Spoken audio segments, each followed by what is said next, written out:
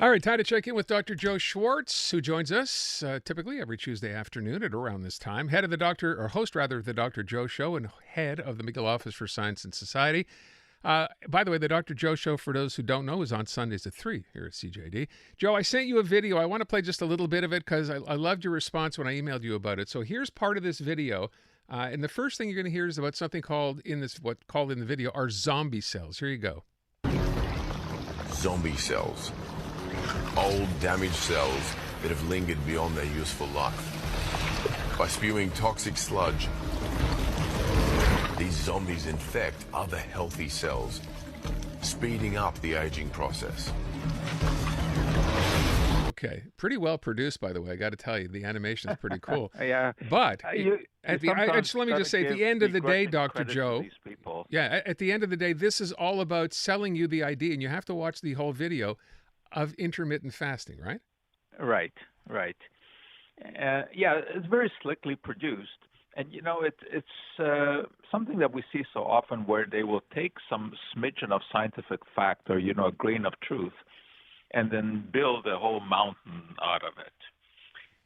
There is such a thing as a zombie cell, although that's not really the term that we use scientifically. We call them senescent cells. Now, normally cells, of course, divide in the human body, and that's how we grow. But eventually they stop dividing, and new cells are formed. And the old cells die, and the body's immune system cleans them up. It breaks them down. But there are some cells referred to as senescent cells, which after they have stopped dividing, still persist and do not die. They're not totally useless because they actually secrete chemicals that trigger immune cells to go into action to try to protect the body from other invaders. However, as we get older, the immune cells in our body no longer respond properly. So therefore, these senescent cells are still secreting their immune stimulants, but the immune system doesn't work anymore. It's slowed down. And that can lead to trouble. So there is a lot of research on seeing whether or not these senescent cells can be controlled with drugs that we refer to as senolytics. So the idea would be to get rid of these cells that are no longer dividing but may be causing mischief. And there's tremendous amount of research into this to see if you can find drugs that will mop these up. But so far, it's all theory. There's really nothing that has come out. But one thing we can know for sure is that there's nothing to do with intermittent fasting or fasting of any other kind.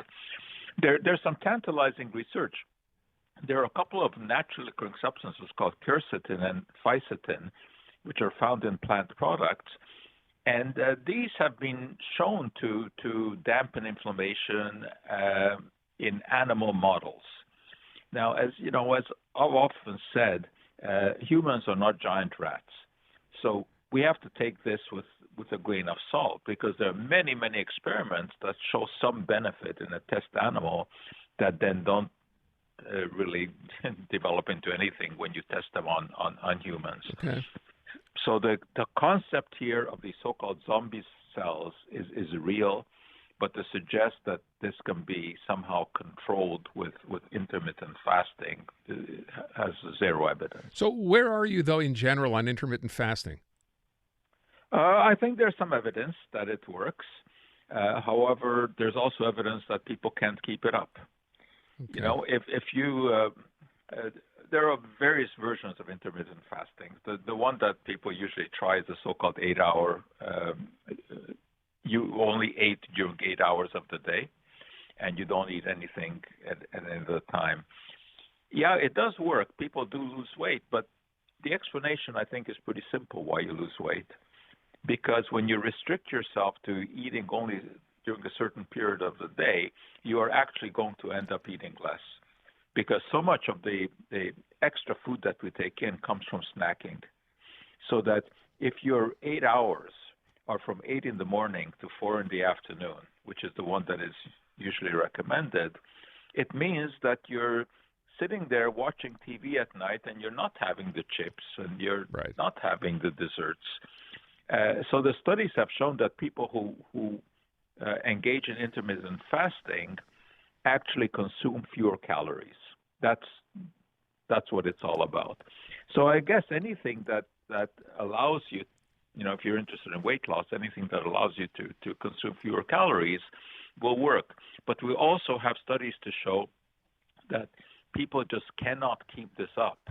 You can give it a shot for a few weeks or maybe even a few months, but after a year, people who have engaged in intermittent fasting have given it up. Okay. We have, studies to show that is the case. All right. Let me move on to talk about something else. For people who are worried about cooking in aluminum, what's the concern here? And what happened to Teflon? They still making Teflon? Oh, absolutely. I use Teflon in Teflon-coated dishes because I think they're great. It prevents food from sticking to your fry pan. And you don't want food to stick to your fry pan because that's when the food burns. And that is a real concern. As we've talked before, anytime that you have burnt food or food that is filled with smoke, there you are ingesting a variety of carcinogens. The alarm about Teflon, again, is scientifically unfounded. At one time, during the manufacture of Teflon, a chemical called PFOA, perfluorooctanoic acid, was used.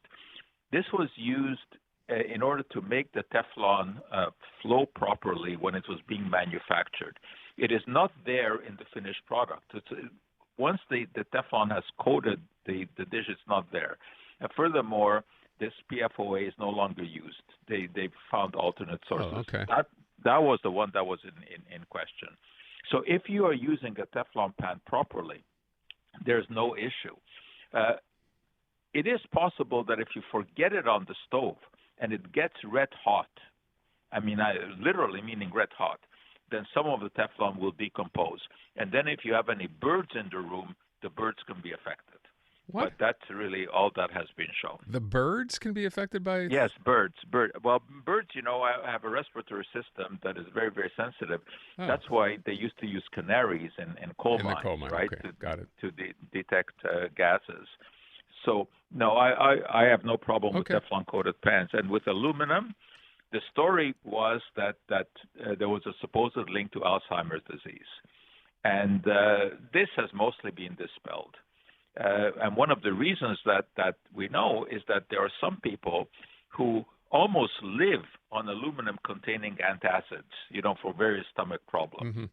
And we're talking about a large number of people there who take doses of aluminum that are giant doses compared to what the normal person ingests. And we don't see any increase in Alzheimer's disease in those people. So no issue with aluminum. Okay. No issue. Excellent. Dr. Joe, thank you. Okay. Talk to you Aaron. next week. Dr. Joe Schwarz, again, his show here Sundays, 3 o'clock.